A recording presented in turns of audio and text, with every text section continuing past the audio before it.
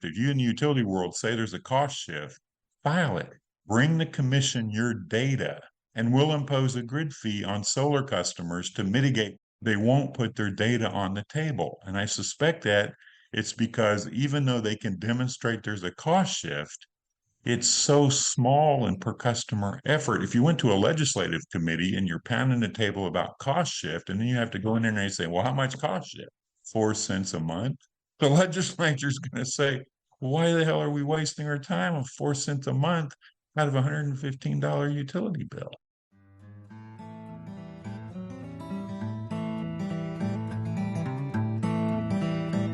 The rise of rooftop solar has upended a 100-year relationship between electric utilities and their customers, a disruption that utilities and utility regulators often handle poorly. My guest this week, Ted Thomas of Energize Strategies, was recently chair of the Arkansas Public Service Commission, and he saw firsthand the challenge of getting utilities to accept a future in which their customers have more choice over their energy sources. I'm John Farrell, director of the Energy Democracy Initiative at the Institute for Local Self-Reliance, and this is Local Energy Rules, a bi-weekly podcast sharing powerful stories about local, renewable energy. So Ted, thanks so much for joining me for this episode. Thank you for having me. I would love to just start off by asking you, you served on the Public Service Commission. Can you talk a little bit about what your background was in energy or interest in energy before you were on the Public Service Commission? Well, I've always been interested in public policy. I was a political science major. I went to law school so I'd have a job other than teaching, but I always wanted to do public service related things. I ran for legislature and was elected to the legislature. We had a fairly short term limit. During my last term, there was an effort to do retail competition in Arkansas that I got involved with. That was my first involvement with energy. When I left the legislature, I was on governor's staff. And I went from governor's staff to an administrative law judge position at the PSC. I was there for 9 years. Then I left and did some other stuff. And then in 2015, I became chairman of the Public Service Commission. So I already had 9 years of staff experience and a little bit of energy related experience in the legislature. And a lot of what I did on staff was FERC litigation. There's a continuing dispute regarding cost allocation in the Grand Gulf nuclear facility that is shared by Energize operating companies in 3 states. And so I kind of came in at the FERC level. But to learn it, you learn the retail rate making stuff. That's kind of the foundation even of the FERC stuff. So when I came in, and that's a huge advantage when you have staff because it's a very steep learning curve. It's a very complex industry. And having staff time was a big help so I could hit the ground running. You'd had so many years of experience on staff and been working on any number of different things. Were there particular things that you were interested in being elevated to be on the commission of like, oh, I would really like to look into this some more, or I would really like to tackle this particular issue? To me, when you want to do public interest stuff and what you want to do is make a difference, you want to make a positive difference. And the energy stuff touches every single consumer.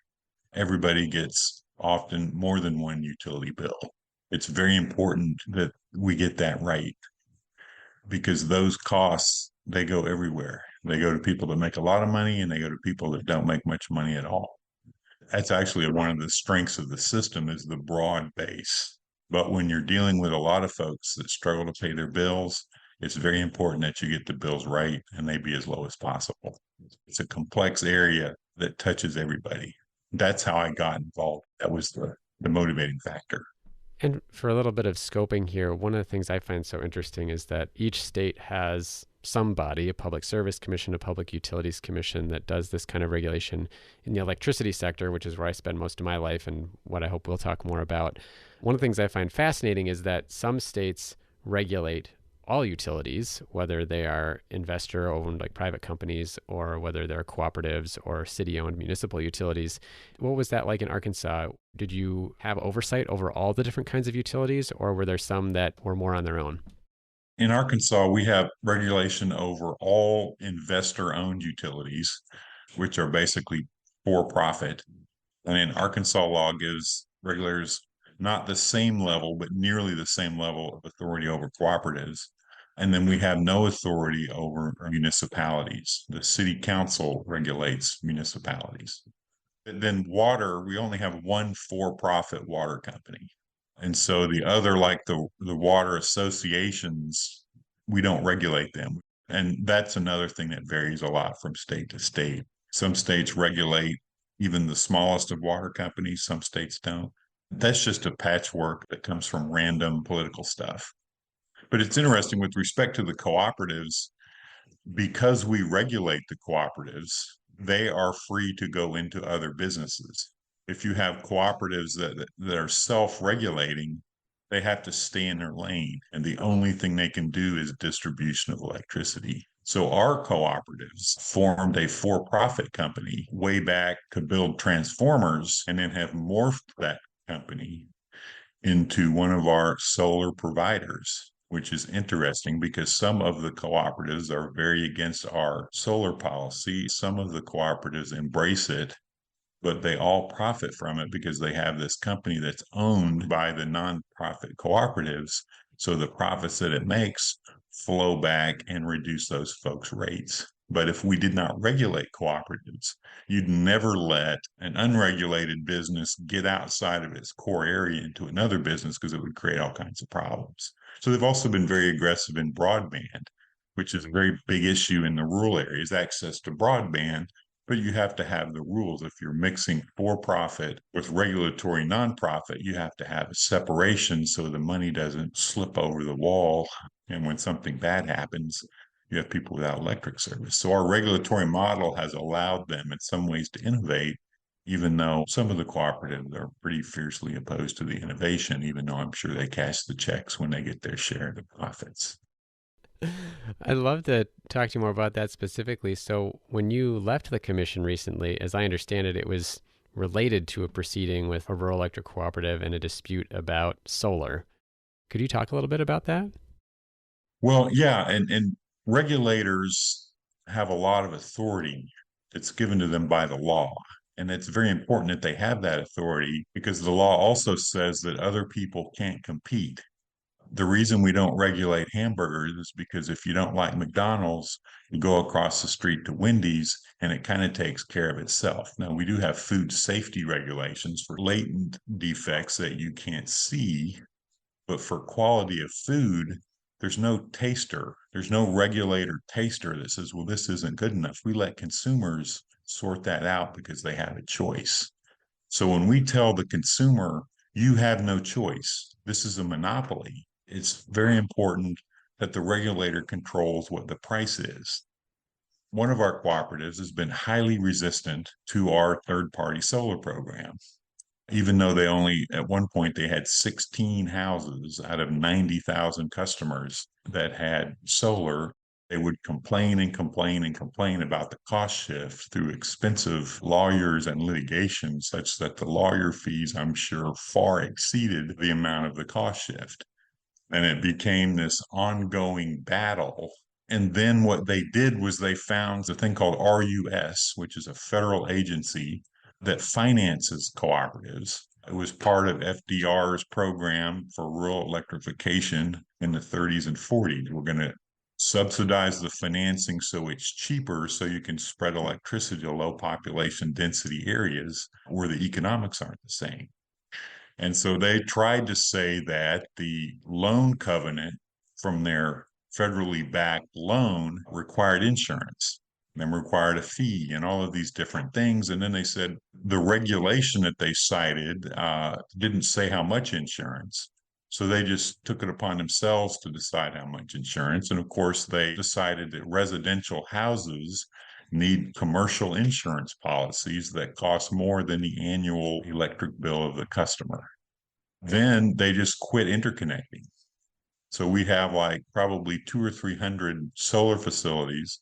They're sitting out in the sun, absorbing solar energy that's not being used while they remain plugged into the grid, paying for electricity that's generated by natural gas, which right now is very expensive, while their solar panels sit on their roof capturing energy that they can't use. And that's just 10 out of 10 stupid. That's what that is. They say that there's a federal regulation, but what they don't understand is there's also a federal law called the Federal Power Act that divides power between the Federal Energy Regulatory Commission, or FERC, and the states. That's who have power over electric energy. Wholesale is FERC, sale for resale, and retail is state. Not because the states say that's what the law is. That's a federal law that expressly reserves that power to the states. The Federal Power Act doesn't say the Department of Agriculture, which administers the cooperative loan stuff, gets to set retail rates. It says the state does. Now, that doesn't mean that the state can ignore federal law. When the EPA says you got to put scrubbers on a plant, you have to put scrubbers on a plant. And those costs flow through a retail rate case. Well, first of all, they didn't say what the insurance amount was. They never came to their regulator and said, the feds require us to have insurance. Here's our proposal. They just took that authority on themselves. And then when people didn't want to pay more for insurance than their electric bill, they refused to interconnect them. And it's just a regulated monopoly that wants to be an unregulated monopoly. And I'd be for that. If they wanted to take their little service territory and say, okay, we can do whatever we want, well, I'd agree with that if anyone else could then go in there and sell electricity, because the law prohibits people from selling electricity other than them. They have to follow the rules that their regulator puts forth. And it's this resistance over time. They use legal process to delay and delay and delay. And that was the frustration that led to my departure, that if all we're going to do is slog through everything as slow as we can, so we can't get to the other stuff we wanted to do, demand response, all these other things, then I wasn't going to accomplish what I wanted to accomplish. And that's still grinding forward. And what's really dumb about it, in my opinion, is our policy enables rooftop solar at the small scale, but it's really directed at larger scale. Because scale, what that is if it's bigger, does it cost less per unit? And in a state like ours with low population density, it makes a lot of sense to build it big in a field. And because land values are cheap, I mean, if you're in Manhattan, you can't do that. You have to use your roofs in Manhattan because you don't have hundreds and hundreds of acres that you can put solar on. But in Arkansas, where you do, and it's really driven our economic development. We have U.S. Steel building a $3.5 billion plant driven by their access to scaled solar. And because we have cheap, flat land with high irradiance, solar is a good deal here. We wanted to scale it up and drive economic development. So instead of these people thinking about how they can use solar to drive their economic development, they're trying to figure out how they can gyp a retired Vietnam veteran out of the money he spent to put solar panels on his house by not interconnecting them. There's no logical review of what they do. They get mad, and instead of having their lawyers tell them what the law is, they tell the lawyers what the law is, and you just go over the cliff of stupid. That's what's going on. I was hoping to talk to you a little bit more about the solar argument that the utility's making. I mean, I think you kind of alluded earlier, like the ship has sailed here. People have access to put solar on their own rooftop. It seems very reasonable, at least to me, that people ought to be able to do that. But of course, the debate is all about how much a customer should be allowed to save on their electric bill, how much they need to still contribute to the grid system that they're obviously still going to use because it doesn't produce all. So can you talk a little bit about how you've thought about that, just sort of in general? We've got these monopoly service territories, and all of a sudden you have this technology that's become very affordable that lets anybody produce electricity.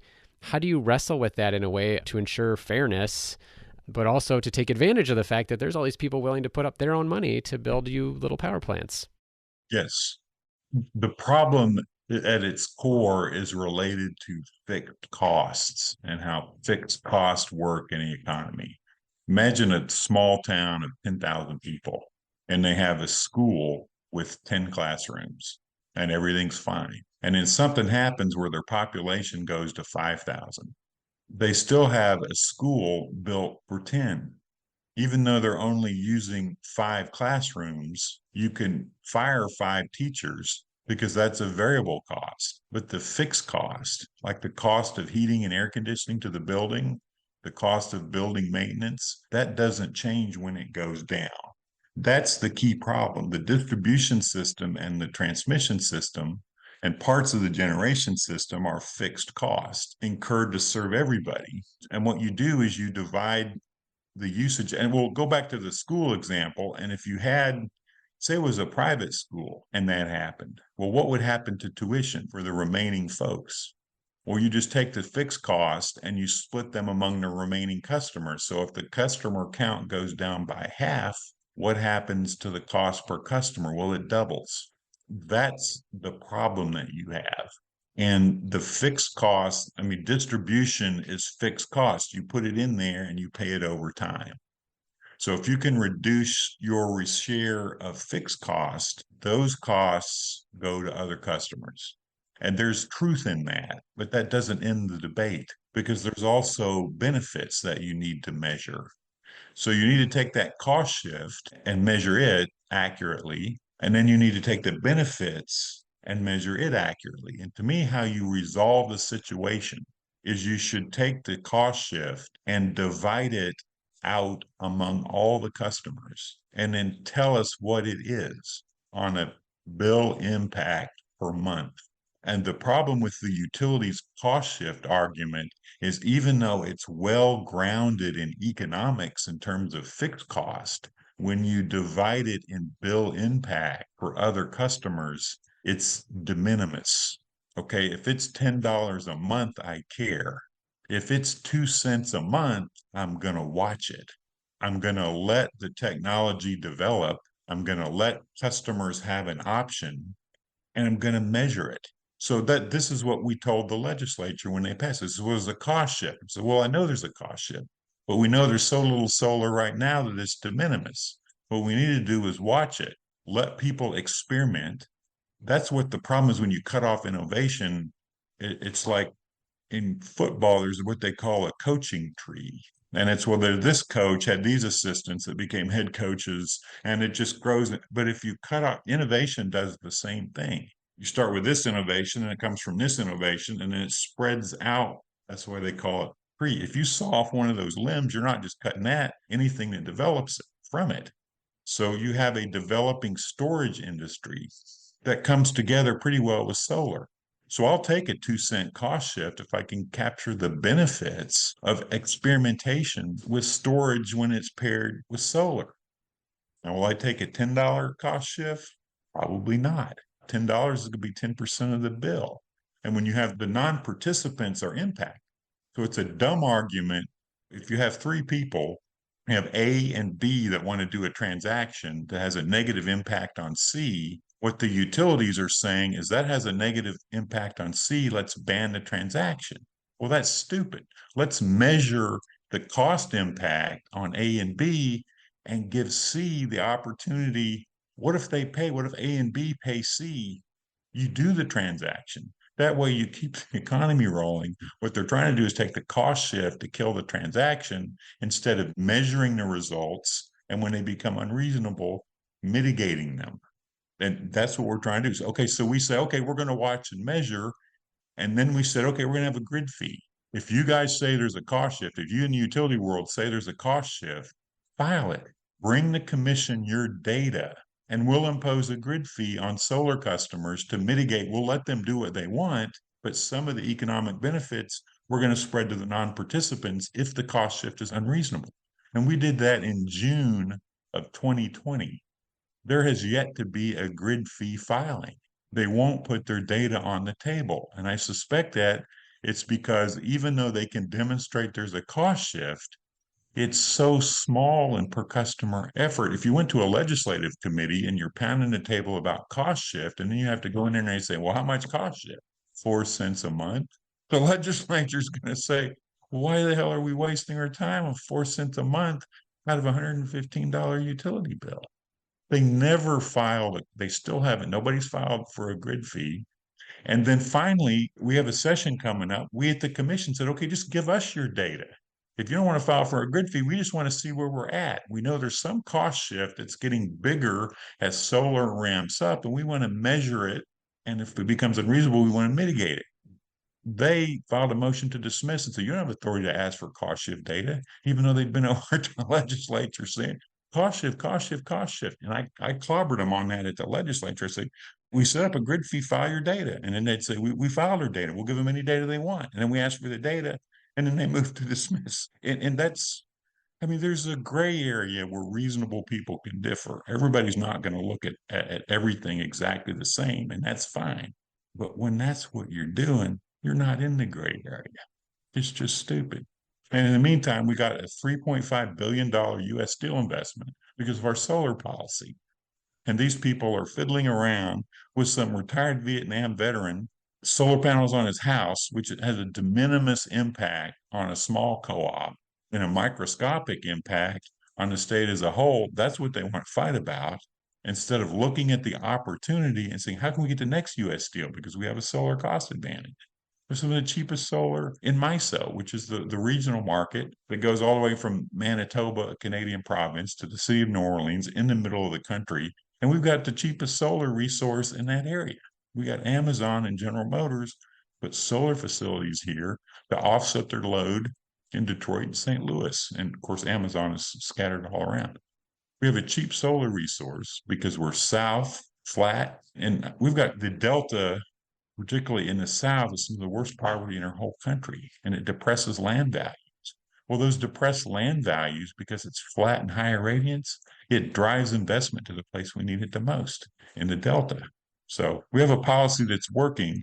And then we have these people that, they don't debate the policy, they don't debate the economic development. They're trying to wallow around in the administrative rules, delaying. We can't act unless we have a hearing. We have to do all of this stuff. So they do something stupid, knowing it's going to take us 15 months to go through all the process stuff. And what they're trying to do, which is rage inducing, they don't care about that Vietnam veteran solar on his house. They're trying to punish that person so his neighbor doesn't want to put solar on his house. That's what's going on. And that's what's really irritating. I'm really curious. You mentioned one of your frustrations in leaving the commission was getting stuck having to deal with the litigation around, like you said, this one Vietnam vet that wants to do solar on his rooftop for such a small cost shift. And you mentioned some of the things like demand response that you were interested in.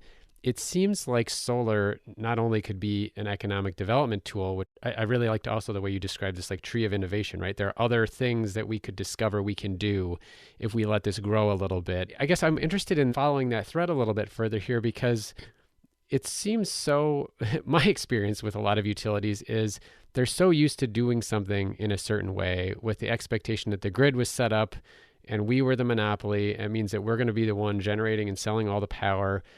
And so this idea of a cost shift is sort of born out of the fact of like, well, this is the way we do business now. And so this is how we're going to account for that.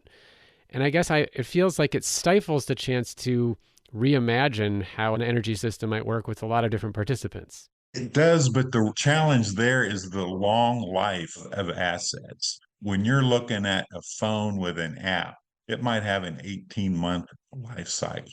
But when you look at these utility assets that are generation assets, 25, 30, 40, 50, 60 years, when you start innovating, once you build something, it's going to last for 40 years. It's see you in 40 years on innovation.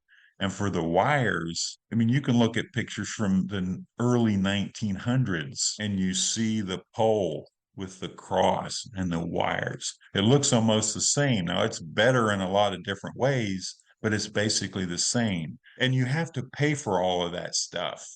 When the state tells somebody they got to build something like a regulated utility, they get their money.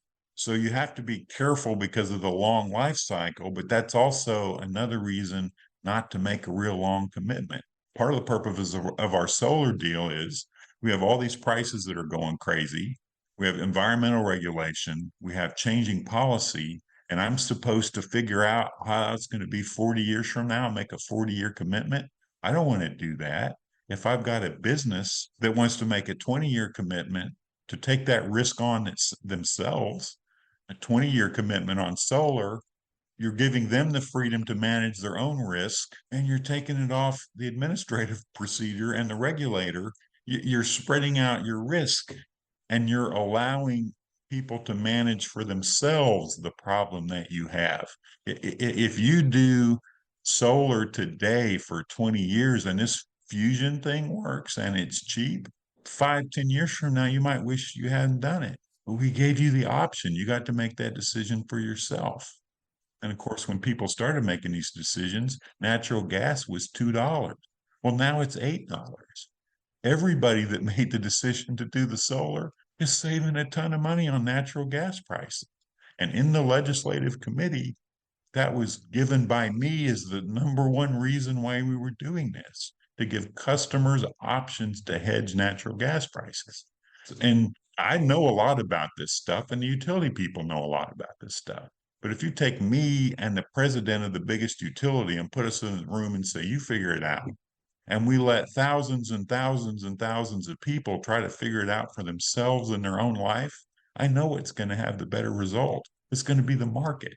That's all a market is individuals trying to figure it out themselves. Sometimes they're wrong, sometimes they're right, but on average, that system works. You take all the dumb transactions and all the smart and you put them in one pile and average them, it works pretty good. So we wanted to bring that into the utility space.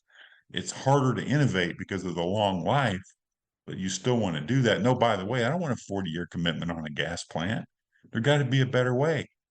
Because if I commit my ratepayers now, they're going to be writing checks for that gas plant 40 years from now. I don't want to take that risk. That risk exists, but I want businesses or groups of individuals through community solar to be able to figure out what they want to do with that risk. So far, it's worked out pretty good because gas prices took off. We're going to take a short break. When we come back, we discuss why utilities struggle to innovate within the monopoly model, how competition in grid services is important, and how Ted would have approached the net metering debate in California. You're listening to a Local Energy Rules podcast with Ted Thomas of Energize Strategies about the intersection of choice and monopoly in the electric utility sector. Hey, thanks for listening to Local Energy Rules. If you've made it this far, you're obviously a fan, and we could use your help for just 2 minutes. As you've probably noticed, we don't have any corporate sponsors or ads for any of our podcasts.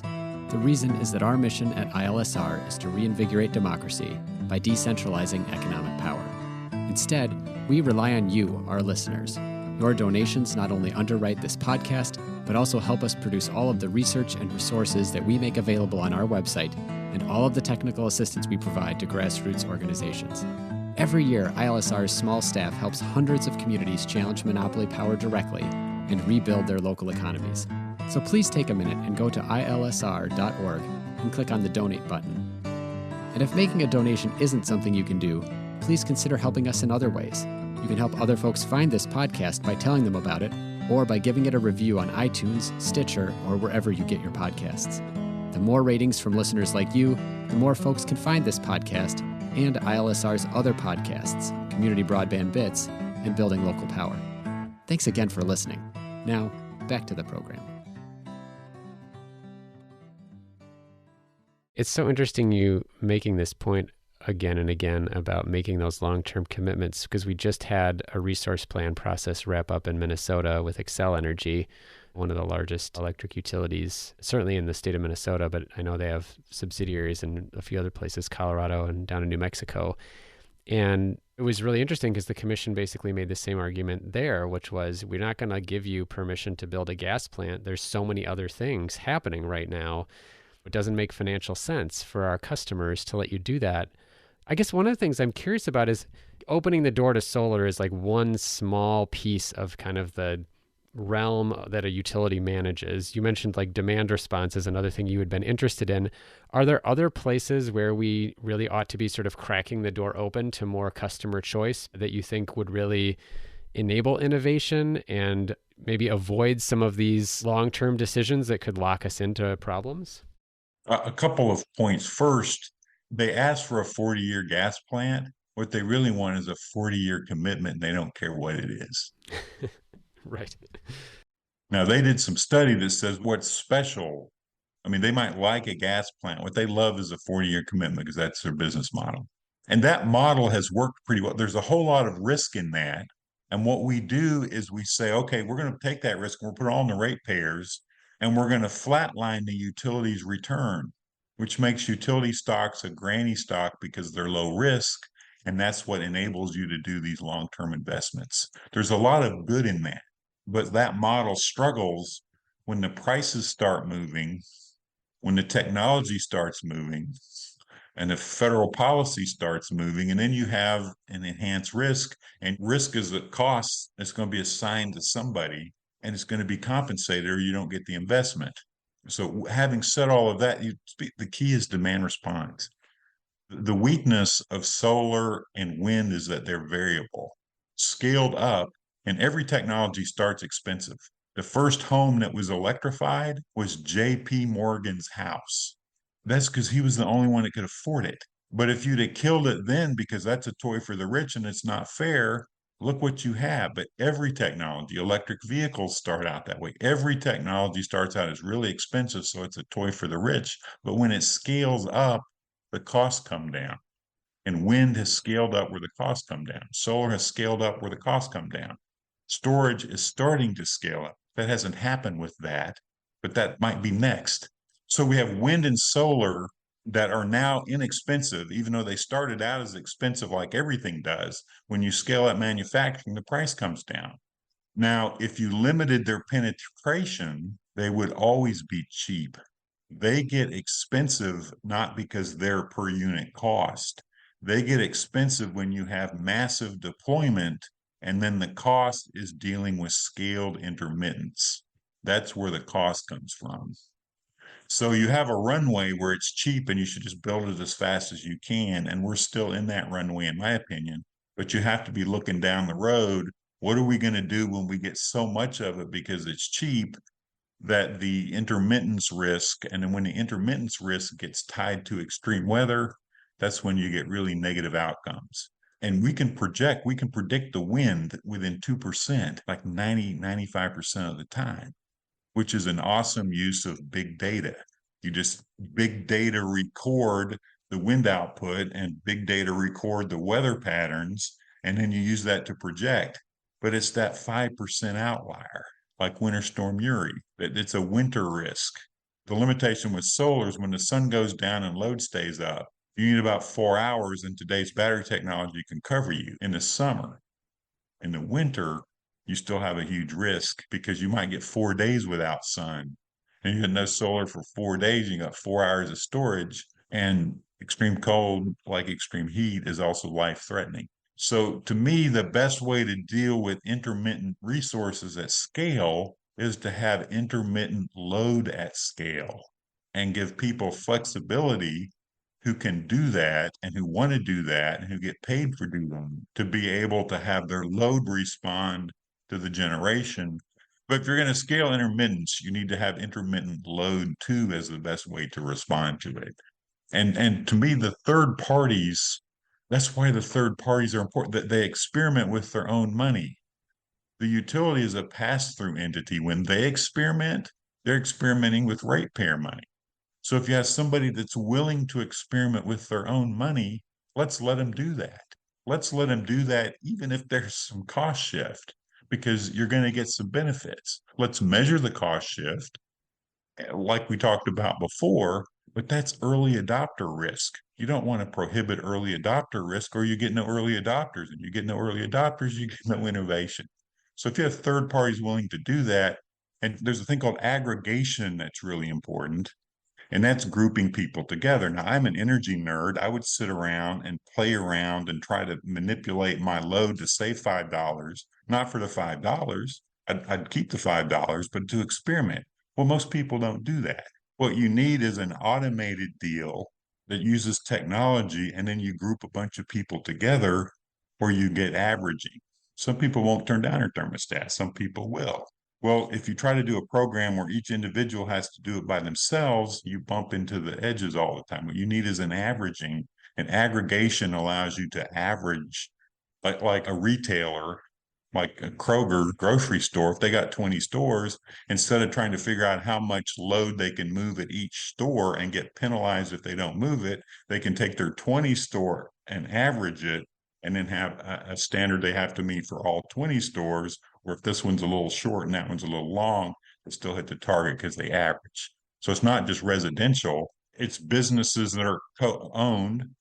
Well, I'll use Target because they're a Minnesota company. Let Target combine all its targets. But if you're Joe's hardware store let Joe and Jill and Tom and Mary that have one hardware store combine all theirs the way that Target does and get the same advantage of averaging. And let's do it at the residential level too.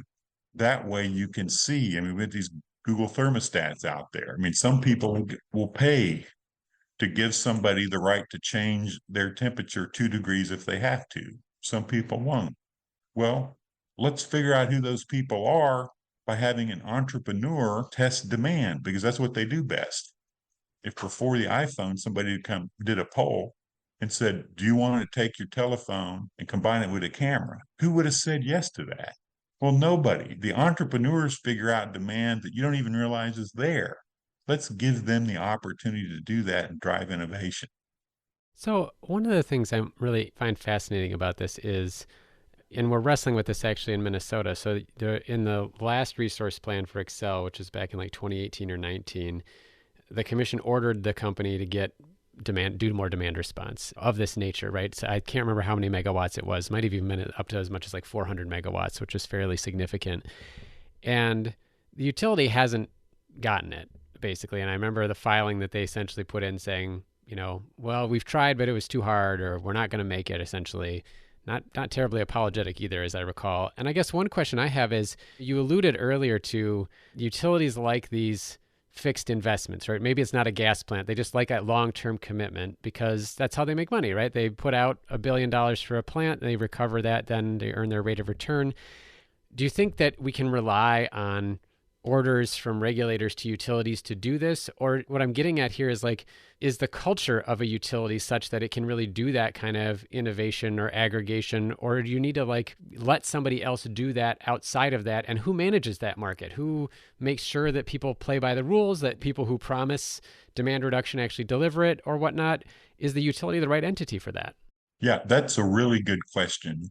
With respect to these long-term investments, okay, if you invested, like we have a large nuclear unit that was built before 3 Mile Island. It was a huge investment, but it's some of the cheapest carbon-free scaled 24/7 power in the entire world.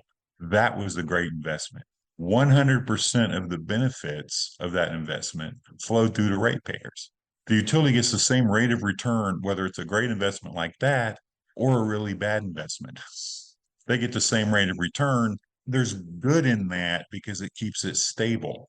That's how we use private investors to build out all this infrastructure in places where you don't do that. They usually don't have that much infrastructure. That's one point. And I'll hit the utilities on innovation, and I'll hit them again here in a minute in direct answer to your question. But what they're good at is they're engineering this system. They designed a system that takes power and puts it in almost every house in this country, which is really, really hard to do. And they're really, really good at that. But that's an iterative engineering process. And that's figuring out how to do it best and keep doing it that way and improving it a little bit at a time, which is an iterative engineering process. That doesn't work as well when you need innovation. And when prices go crazy, policy's changing, and the technology's changing, it doesn't work very well. But it's a regulatory process. It's not just the utilities, it's also the regulators. The cell phone technology existed in the 60s and 70s. Well, why wasn't it deployed? Well, regulators didn't want the regulated telephone monopoly to engage in speculative investment and add it to their phone bills. The regulators don't want the utility to engage in speculative investment.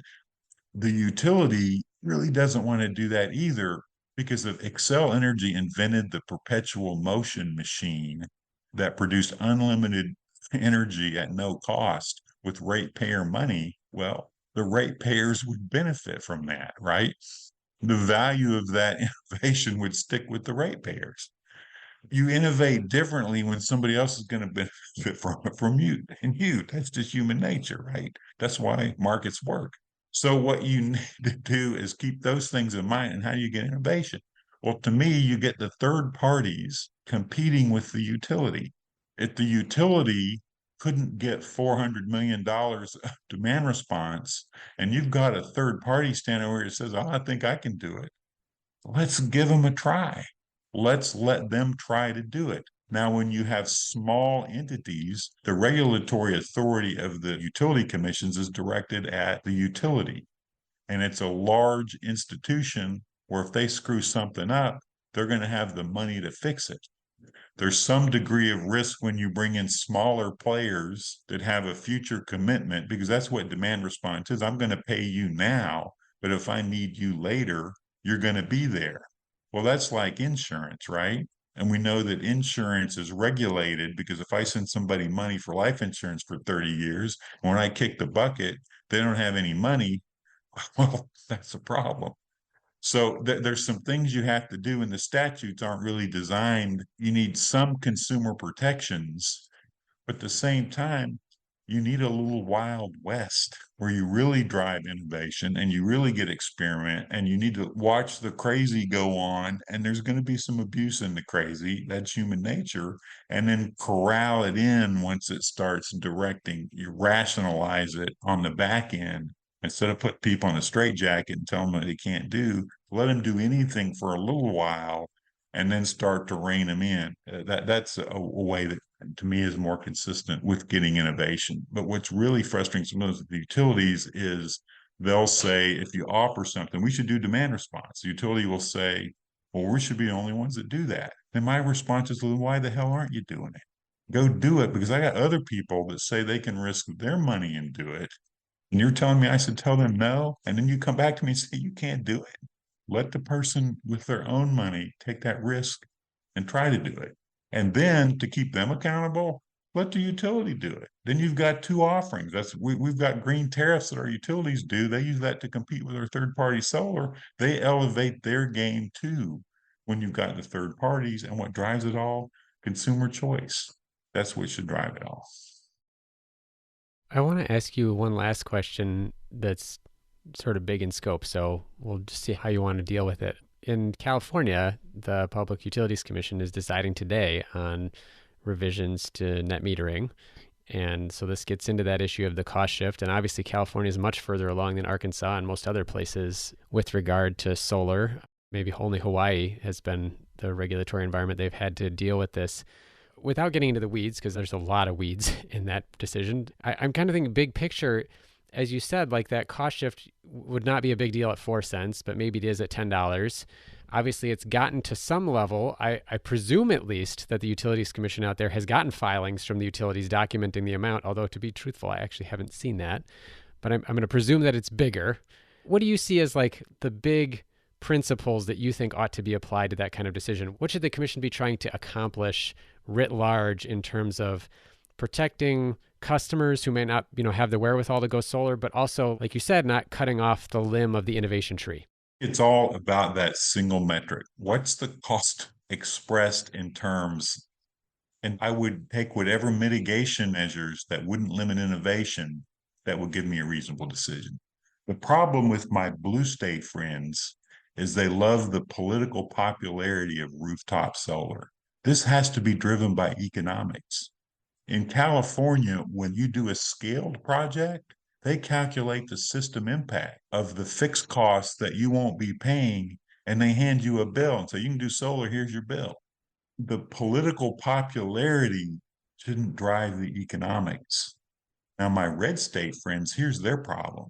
Instead of embracing markets like they should, they get too cozy with the incumbents. The reason markets work is because innovators challenge the incumbent. But if you're cozy with the incumbent, then the incumbent wants to prohibit innovators, and you get the same problem. Let the economics drive it. If it's cheaper to do it on roofs, do it on roofs. If it's cheaper to put it in a field and let people do it as a group, do it like that. But identify the metric. How much does it cost other people? And have rigorous examination of that. Not just this is what the utility says. This is what the utility says, and this is what experts that disagree say when they have full access to the data and then come up with a reasoned conclusion. They're probably going to have to tap the brakes because they have so much of it.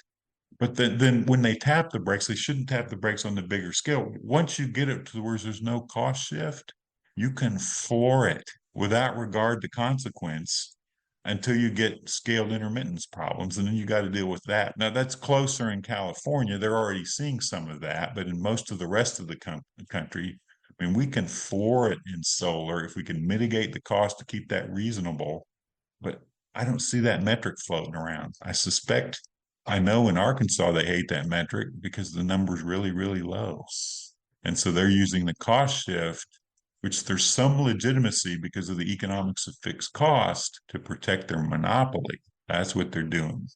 They're using that as the tip of the spear when their real motivation is on the other end of the deal.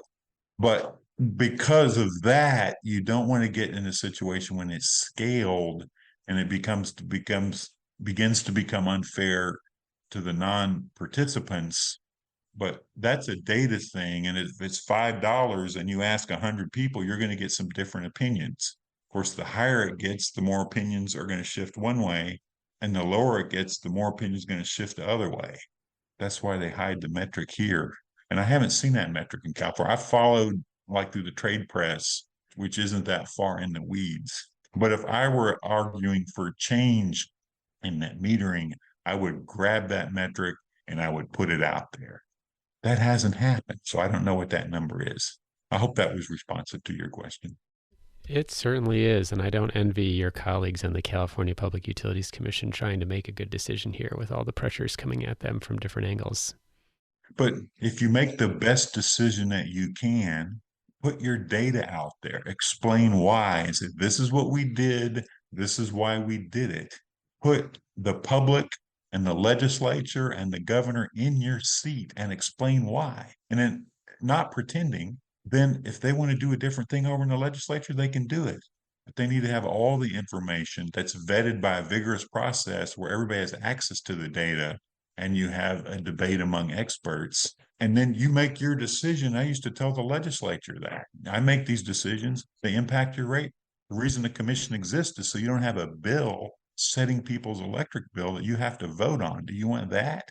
None of them want that. They all understand that. They want somebody else to be responsible for that. If the commission will make a decision and explain why and try to set the person, whether they're a rooftop solar owner or a business person or a legislator or the governor or a governor staffer, just put them in their chair and say, okay, here's all the experts. They've been vetted through rigorous cross-examination. Where do you put it? And when you do that, you're as safe as you can be as a regulator. Absolutely. Well, Ted, thank you so much for your long service to Arkansas ratepayers and for joining me to talk about solar and cost shifts and all of these complexities. And one final thing, there is an aggregation docket in Minnesota. I'm working with an entity called Recurve, which I regard as the leader of the pack on demand response because they start with AMI data and they baseline it and they want to use actual values of electricity in their demand response programs and energy efficiency programs. And we're going to be participating in that Minnesota docket. So I'll be paying attention to that one. Sounds great. I look forward to seeing you in there. I will hopefully also be in there. Well, thank you again, Ted. I really appreciate your time. Thank you as well. Have a good one. Thank you so much for listening to this episode of Local Energy Rules with Ted Thomas of Energize Strategies, where we spoke about the intersection of utility monopolies, public regulators, and customer-owned power like rooftop solar. On the show page, look for links to Ted's recusal letter from his last proceeding at the Arkansas Public Service Commission, which was the inspiration behind my asking him to join the show. We'll also provide links to the recent net metering decision in California. On the website of the Institute for Local Self-Reliance, you can also find additional Local Energy Rules conversations about the tension between utility monopoly and rooftop solar, including my discussion of the value of solar with Professor Gabriel Chan and my interview with Chris Villarreal, president of Plugged In Strategies, as well as comments I filed in Minnesota's Value of Solar Public Utilities Commission proceeding. Local Energy Rules is produced by myself and Maria McCoy with editing provided by audio engineer Drew Berschbach. Tune back into Local Energy Rules every 2 weeks to hear more powerful stories of communities taking on concentrated power to transform the energy system. Until next time, keep your energy local, and thanks for listening.